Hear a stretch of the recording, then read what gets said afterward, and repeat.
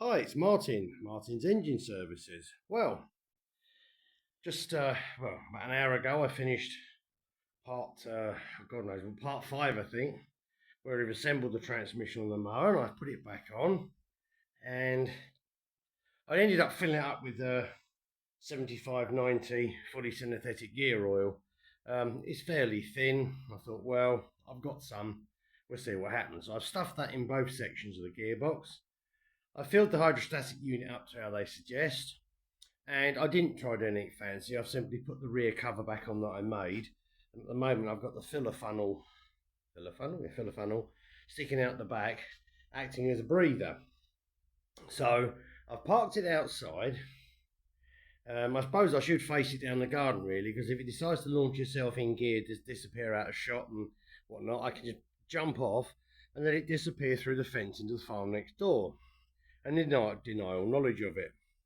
So I'm going to bravely leave the camera going for evidence, and then I'm going to start this thing up and we're going to see what's going to happen. Now, I fairly expect actually not a lot to happen, or graunching noises, or anything could happen. So first of all, we need the high-tech ignition key, and the sketchy bit on the starter, you have to touch the wire on the engine, but she should start straight away. I have warmed the engine up a little bit first, so let's see if she's going to go.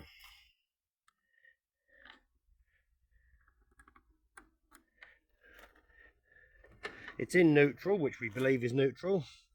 And here is the high-tech starter wire.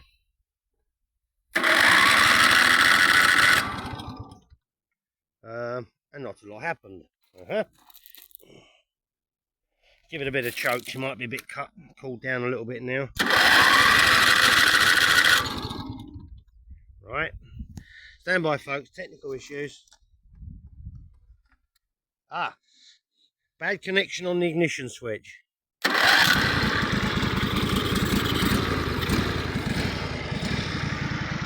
we go. As you're going to hear, that's a really sweet running engine. So I'll put the camera in the stand and you can watch me disappear at speed. Maybe I'll come back, you never know. This could be the video of the century. I genuinely haven't done anything or testing this at all. I've literally warmed the engine up. I've run the transmission in gear on the axle stands and the wheels did go round, so I know there's some sort of drive, but I don't know how good or what. So we're now going to find out what happens. So stand by.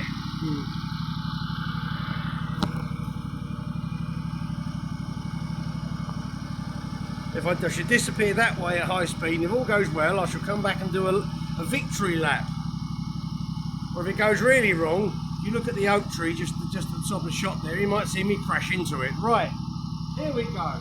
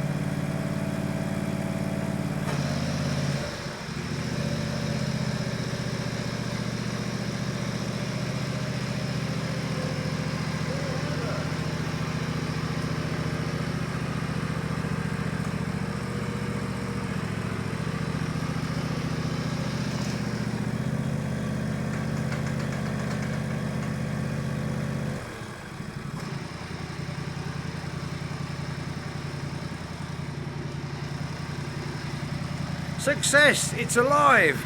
It actually works remarkably well. It's actually easy to pull away by just easing the transmission into drive without using that clutch. It's the old slipping belt job, and it's a bit vicious as you saw, but it works perfectly. Doesn't make any noises. You can move up and down the speed range.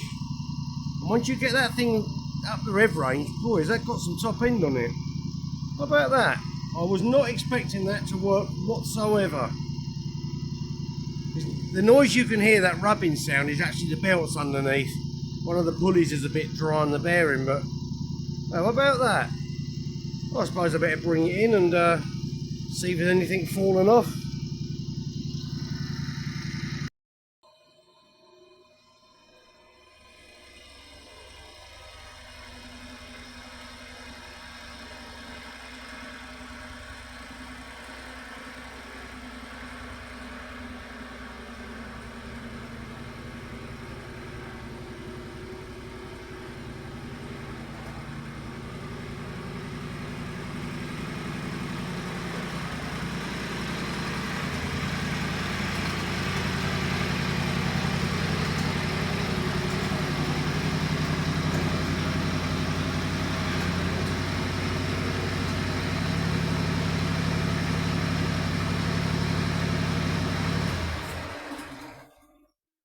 Go.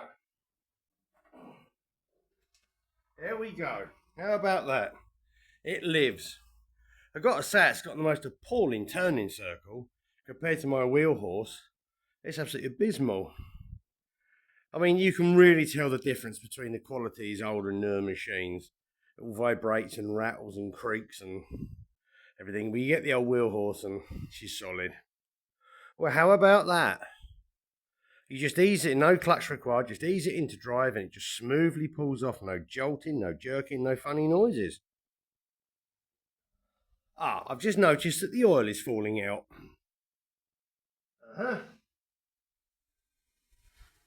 Houston, we have a leak. Let's go and see where that's coming from.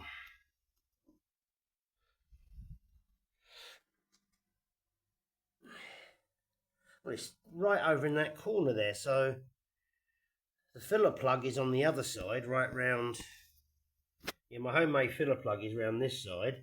What oil seals we got there? We've got the shift, the neutral selector lever, and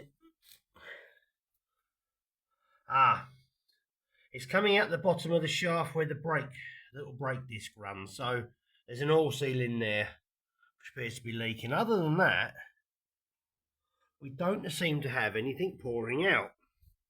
Anything leaking out the half shafts this time? Nope. It's not very warm at all. It's all dry in the half shafts. It's hardly warmed up at all. Well, how about that? I am really genuinely surprised that worked at all. I'm quite impressed by that. So, that's actually quite remarkable. I think for £6 and the wrong gear oil, I just don't know about that diaphragm business, or that bellows. They said it makes it shift bad and notchy, but that pulls are absolutely beautiful. It's a seamless engagement. So what I think I might do, I might just modify that little plate with a little breather pipe on it, and I think I'll just leave it as it is, and I'll ignore that oil leak for now, which is not a lot, and I'll give it some. I'll make a better fuel tank than the slightly dodgy funnel. Improve upon that a bit, and then I'll give it plenty of driving round and round and round the garden at high speed, low speed, and just see how the transmission works. And if it continues working perfectly with just one or two oil leaks, then I don't mind taking it apart again and sticking some more oil seals in it. So, well, I don't really know what to say about that, folks. I was quite expecting it just to make some terrible noises, lots of graunching sounds, grind the oil up, and that was it. So, okay. Rather interesting. It's kind of thrown a bit of a curveball at me there. Still, sometimes these things work out. So essentially speaking, for the want of about probably the gear oil I had left over, So I've probably spent about another £10 on this. We now a running driving machine. And you can hear the engine is absolutely sweet. It runs beautiful. So, okay, well that's just all I can say about that. So I think I'll leave it there as the final parts of the will it move, will it run, will it start series. And then I shall move on to, say, giving it some extensive testing and see what it does. And if nothing else happens at all and it's just that oil seal leaking, then I'll repair that. In fact, I might be able to put an additional oil seal in there because the casting's got a nice machine hole in, sort of machine hole that comes through. I might be able to slide a seal over the shaft and just put it into the nose of the casing. I've managed to do that on my wheel horse transmission where you have to split it to change oil seals, and that's worked well. So I might even try that. So, okay, well, so there won't be any teardown video. There was no spectacular video of me launching across the garden into shower gear, oil and cogs. So we sort of come to the end, I think. Anyhow, if you stayed with me for the whole of this saga of a man resurrecting basically scrap metal out of a hedge and getting it going again and getting it to this stage, then I thank you very much indeed for watching. And I'll make a follow-up on it after a few weeks of testing, see what it does, and we'll go from there. So thanks very much indeed for watching. It's very much appreciated. Please like and subscribe. Say every subscribe and every viewing number is really appreciated. Thank you very much indeed. Bye for now.